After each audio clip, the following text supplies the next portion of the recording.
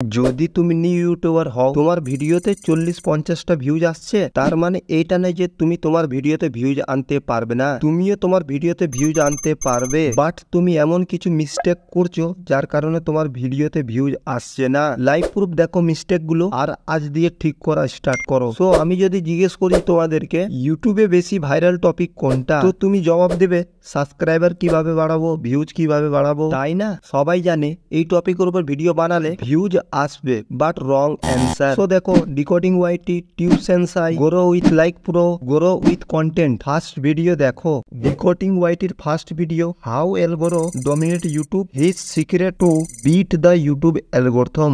Grow with কন্টেন্টের first video, how to make best thumbnail for YouTube in 2024। Grow like প্রোর first video, unlocking স্যামজন বিডির secret YouTube strategy. এরা যদি starting এ views কিভাবে বাড়াবো এন্ড সাবস্ক্রাইবার কিভাবে বাড়াবো এই টপিকের উপর ভিডিও বানাতো, তো এত কেউ দেখতো না। কেন কি ভিউয়ার্স এখন নিজের জাস্টিফাই করে নেয়, নিজের চ্যানেলের ভিডিওতে ভিউজ নেই এন্ড সাবস্ক্রাইবার নেই, এই টপিক নিয়ে যদি ভিডিও বানাতো তারা, তাহলে তাদের ভিডিওকে ভিউয়ার্স স্কিপ করে দিত। তাহলে তোমরা স্টার্টিং এ এমন টপিকের উপর ভিডিও বানাবে না। আরো অনেক টপিক আছে, সেই টপিকগুলো কভার করতে পারো।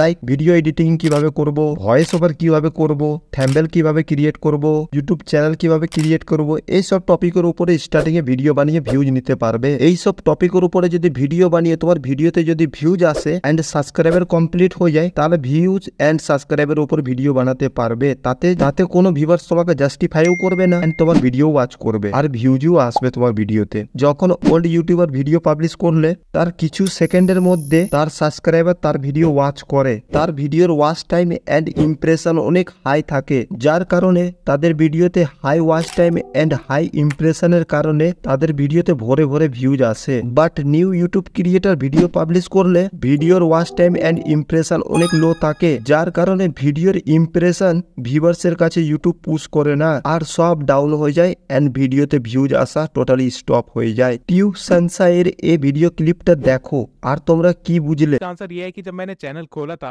तब मुझे ग्रोथ का कॉन्फिडेंस नहीं था। मुझे कॉन्फिडेंस इस बात का था कि मैं अगले 6 महीने अच्छी वैल्यू प्रोवाइड कर सकता हूँ, और यही रीजन है कि मैं इतनी जल्दी ग्रो भी कर पाया और आप लोगों ने मुझे इतना सपोर्ट भी किया। अगर मेरी ग्रोथ नहीं भी हुई होती तो भी मैं कंटेंट प्रोवाइड कर रहा होता। मैं हर नए क्रिएटर को देना चाहता हूँ वो यही है कि वो पेशेंस रखे और कंसिस्टेंट रहे, क्योंकि मैक्सिमम क्रिएटर्स यही लैग कर रहे हैं। अगर आपको 1 मंथ या 1 साल के अंदर ग्रोथ नहीं मिल रही है तो कुछ नया ट्राई कीजिए, कुछ अलग वे में ट्राई कीजिए, लेकिन अपने गोल को चेंज मत। তোমরা কিছুটা ভিডিও আপলোড করে বলতে লাগো আমার ভিডিওতে ভিউজ আসছে না। সো ভিউজ আনার জন্য কনস্ট্যান্টলি ভিডিও আপলোড করে যেতে হবে ফুল কোয়ালিটি কন্টেন্টের সাথে। ভিডিও পাবলিশ করার পর ভিউজ আসা স্টপ হয়ে যায়। এইটা দেখো, আগে ভিডিওর টাইটেল এটা ছিল, আগে ভিডিওর থাম্বনেল এটা ছিল, এখন চেঞ্জ করে এটা করেছি। তাহলে তুমি 3-4 রকম টাইটেল তৈরি করো, এক একটা টাইটেল নিজের ভিডিওতে ইউজ করে দেখবে ভিউজ আসছে কিনা, আর 3-4টে থাম্বনেল তৈরি করে রাখবে, আর থাম্বনেলও নিজের ভিডিওতে চেঞ্জ করবে। এই প্রসেসিংটা মিনিমাম 10 ঘন্টা 12 ঘন্টার পর পর কিন্তু করবে। যদি ভিউজ আসতে লাগে তাহলে কিন্তু সেই টাইটেলটা